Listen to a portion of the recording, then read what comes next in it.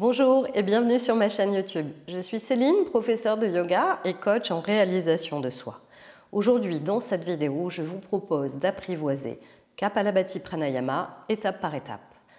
Avant de commencer, si ce n'est pas déjà fait, je vous invite à nous rejoindre en vous abonnant à la chaîne. Il suffit simplement de cliquer sur le petit icône en bas à droite de la vidéo. Pensez également à me laisser un commentaire pour me dire que vous êtes là, que vous pratiquez avec moi ou simplement bonjour, cela me fait très plaisir et cela me motive à continuer à vous offrir du contenu gratuit sur la chaîne. Nous allons aujourd'hui apprendre la respiration Kapalabhati en abordant celle-ci étape par étape. Cette technique de respiration, elle est à la fois très connue dans le monde du yoga et très puissante. Elle a pour effet d'augmenter notre niveau d'énergie global, d'intensifier notre clarté mentale, d'ouvrir notre troisième œil, le centre de la lucidité et de la clairvoyance.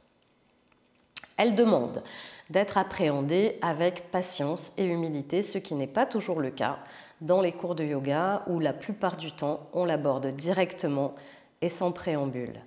Si vous êtes yogi débutant, il faudra un petit peu de temps pour apprivoiser cette respiration, un peu d'entraînement et surtout les bonnes bases pour vous l'approprier vraiment et de fait en avoir tous les bienfaits. Si vous avez tendance à inverser les phases respiratoires, c'est-à-dire si vous rentrez le ventre à l'inspiration et que vous gonflez celui-ci à l'expiration, il sera alors important pour vous de commencer à vous approprier la respiration abdominale avant toute autre technique de respiration pour rééduquer votre respiration. Tout d'abord, il y a deux manières de pratiquer cette respiration. On peut pratiquer cette respiration sous la forme d'un pranayama. Ici, l'expiration sera longue et lente et l'inspiration sera courte et naturelle. Une fois qu'on l'a bien maîtrisé, ce pranayama, on pratique Kapalabhati sous forme de kriya, kriya signifiant technique de nettoyage. Sous cette forme, l'inspiration est passive et l'expiration devient très active et rapide. En mode dynamique, les deux phases respiratoires s'alternent rapidement. On pratiquera ce kriya plutôt le matin à jeun ou avant une séance de yoga ou de méditation pour sa capacité énergisante. La première étape donc, ça va consister à apprendre la respiration ventrale, à se familiariser avec celle-ci. La deuxième étape, ça va être d'appréhender Kapalabhati sous la forme d'un pranayama. Et puis la troisième étape, on l'abordera sous la forme d'un kriya. Allez, c'est parti pour la pratique. Prenez le temps de vous installer en posture assise. On se retrouve tout de suite.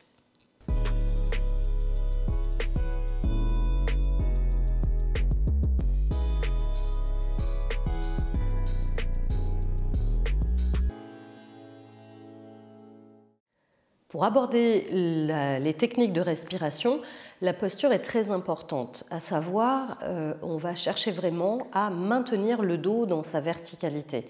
Pour cela, je vous invite à placer un support sous votre bassin. Donc n'hésitez pas à rehausser votre bassin. Vous pouvez tout à fait pratiquer en posture assise comme moi dans la posture en tailleur, mais vous pouvez également placer un support entre les jambes et vous installer à califourchon sur un gros bolster par exemple, ou vous installer en posture assise sur une chaise. Si vous êtes sur une chaise, décalez votre dos du dossier de la chaise et maintenez vraiment cette verticalité. Donc pressez bien le bassin dans le sol et allongez votre colonne vertébrale. On cherche à creuser légèrement le bas du dos. C'est pour ça que dans le yoga, on utilise souvent des coussins pour avoir cette antéversion du bassin, c'est-à-dire le bassin, le pubis qui va descendre vers le sol, s'éloigner du nombril et on va creuser un peu le bas du dos et on cherche la verticalité. Donc, prenez vraiment le temps de vous installer, de sentir cela dans votre corps et puis prenez également le temps de dégager les voies respiratoires, donc mouchez votre nez, dégagez bien les voies respiratoires, sentez que votre nez est bien dégagé. Il y a quelques précautions dans la pratique de Kapalabhati. Si vous avez vos règles, si vous êtes dans le premier trimestre de grossesse, si d'un point de vue général vous n'êtes pas bien, vous êtes malade, vous n'êtes pas en bonne santé, on va éviter de pratiquer Kapalabhati. Il faut savoir aussi que cette respiration a vraiment des avantages pour tous les troubles digestifs. En yoga thérapie, on va l'utiliser dans les pathologies de troubles digestifs, constipation ou autres troubles digestifs, mais on va aussi l'utiliser dans les troubles anxieux. Donc c'est une respiration qui a tout son intérêt, tout son sens dans plusieurs mots, et en yoga thérapie vraiment elle va être utilisée dans plusieurs domaines. Donc on se retrouve dans la posture assise ici, le dos bien allongé. On va commencer par la respiration ventrale. On va commencer plus exactement par la conscience de la respiration, puis la respiration ventrale. Ensuite, on pratiquera la respiration Kapalabhati sous forme de pranayama. Et pour finir, Kapalabhati sous forme de kriya. On ferme les yeux un instant ici. Prenez conscience de votre posture. Conscience de vos points de contact avec le sol, avec le support. Sentez bien le bassin et le sol, peut-être les genoux et le sol. Sentez vos pieds au contact du sol.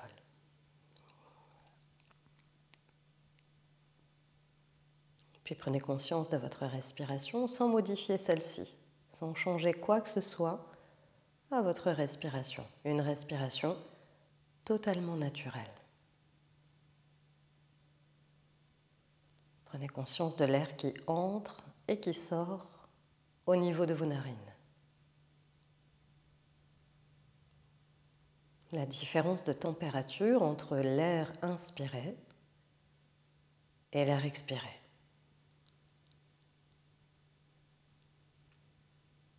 Sentez l'air frais qui entre par vos narines, la sensation de l'air sur les muqueuses du nez à l'inspiration. Et à l'expiration, sentez simplement l'air qui en ressort, plus tiède. Inspire et expire tout à fait naturellement. Puis portez votre attention sur le trajet du souffle. À l'inspiration, l'air pénètre par vos narines. Vous sentez la sensation de l'air sur les muqueuses du nez, la sensation de l'air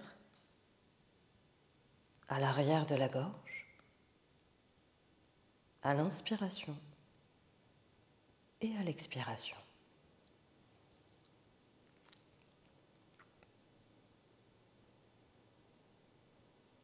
Puis vous allez imaginer maintenant que l'air que vous inspirez, qui passe par le nez, l'arrière de la gorge, descende jusque dans votre ventre et gonfle celui-ci à l'inspire. Et à l'expiration, vous sentez le ventre qui se relâche. À l'inspiration, l'air pénètre par les narines. Vous sentez la sensation de l'air sur les muqueuses du nez, la sensation de l'air à l'arrière de la gorge et ce mouvement au niveau de votre ventre. À l'inspiration, le ventre se gonfle naturellement, sans forcer. Et à l'expiration, le ventre s'abaisse et l'air ressort par vos narines. Continuez ainsi sur quelques respirations. Restez bien concentrés. Dirigez vos respirations jusque dans le ventre. Prenez conscience de ce mouvement d'expansion et ce relâchement derrière, sans forcer. Inspire et expire bien. Apprivoisez lentement, tranquillement, la respiration ventrale et observez les changements au niveau de votre état d'être. Observez comme cette respiration a tendance à calmer le mental,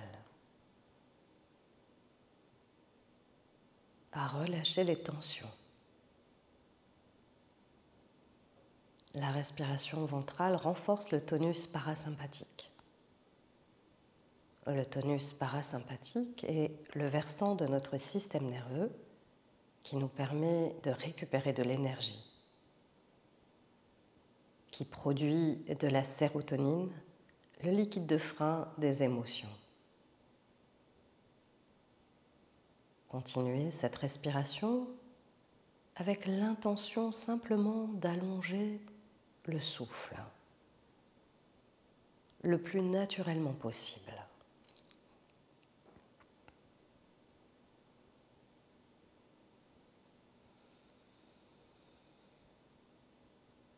Puis progressivement, on va chercher maintenant à prolonger les expirations en contractant les muscles profonds de l'abdomen.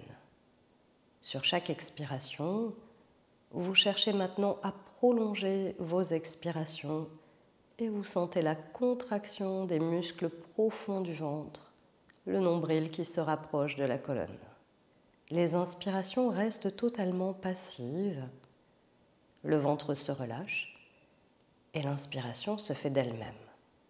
On poursuit cette respiration, Kapalabhati maintenant sous la forme d'un pranayama. Les expirations deviennent actives, les expirations sont lentes, profondes, et vous prenez conscience de la contraction de votre ventre. Le ventre se relâche, l'inspiration se fait d'elle-même. Poursuivez à votre rythme.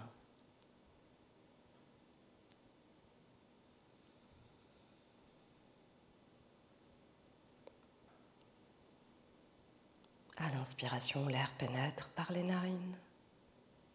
Vous sentez la sensation de l'air à l'intérieur. Le ventre se gonfle naturellement. À l'expiration, le ventre se contracte doucement, lentement. Les expirations se prolongent, s'allongent.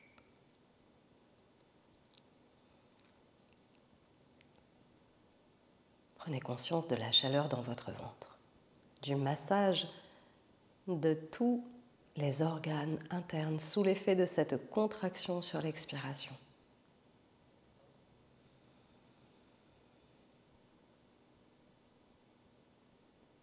Appréciez tout simplement.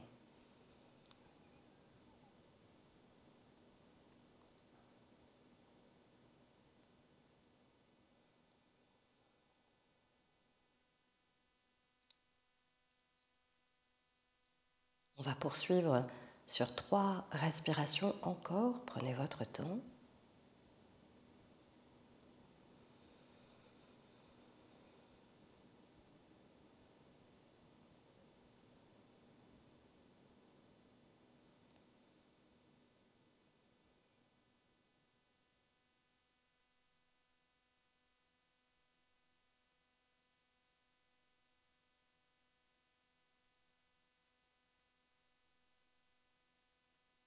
Si vous êtes à l'aise avec la respiration ventrale, puis avec Kapalabhati sous la forme d'un pranayama, on va maintenant pratiquer Kapalabhati sous la forme d'un kriya.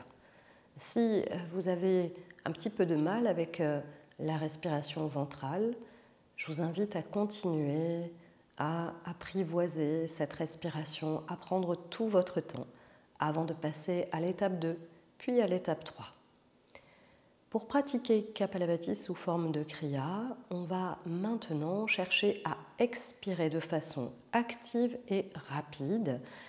Donc, les expirations vont se faire un petit peu comme si on éternuait ou comme si on se mouchait de façon active dans un mouchoir. Donc, c'est vraiment une expiration par le nez, un peu comme si on prenait un coup de poing dans le ventre. Donc, expire. Et simplement, on relâche le ventre et l'inspiration se fait d'elle-même. Donc, je vous montre. Je vais pratiquer sur 3-4 Kapalabhati ou 4-5 Kapalabhati. Et puis ensuite, on pratiquera ensemble sur une dizaine de respirations. On peut fermer les yeux ici. On se connecte à cet espace, l'espace du ventre. On prend une inspiration de façon tout à fait naturelle. Et on commence.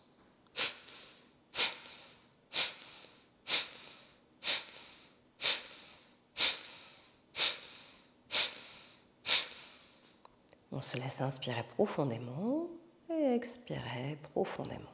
Et on observe les effets dans notre corps. Donc on va faire ça ensemble. Fermez les yeux. Prenez conscience de votre respiration, de l'espace du ventre. Et on inspire tout à fait naturellement. Et ensemble, on expire et on va travailler sur un cycle de 10 respirations. Donc inspire et expire.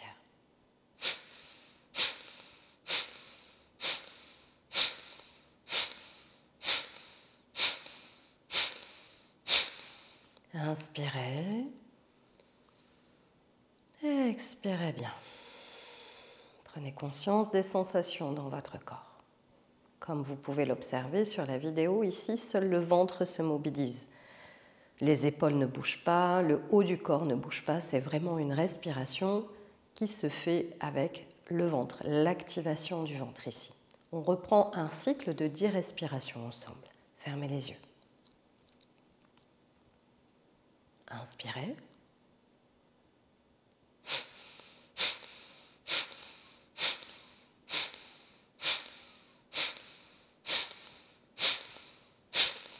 Inspirez bien.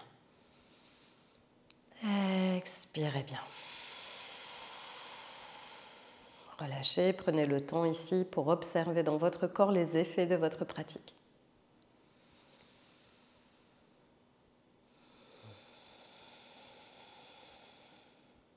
On va à nouveau faire un cycle de 10 respirations. Et sur la fin de ces 10 respirations, donc à la 10e expiration, on prendra le temps d'inspirer profondément et on restera cette fois-ci en rétention poumon plein quelques secondes avant d'expirer. Fermez les yeux. Connectez-vous à l'espace du ventre. On inspire.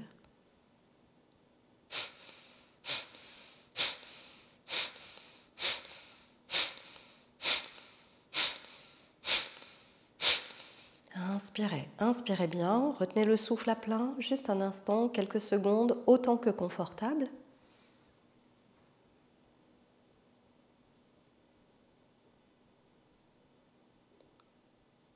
Expirez, relâchez bien. À nouveau, prenez cet instant pour observer les effets dans votre corps. Physiquement, mentalement, émotionnellement, comment vous sentez-vous avec cette respiration? Cette vidéo est maintenant terminée. Je vous remercie d'avoir pris le temps de partager ce moment avec moi. Je vous souhaite une très bonne pratique de Kapalabhati et n'hésitez pas à me laisser en commentaire vos impressions, vos ressentis. À très bientôt. Namasté.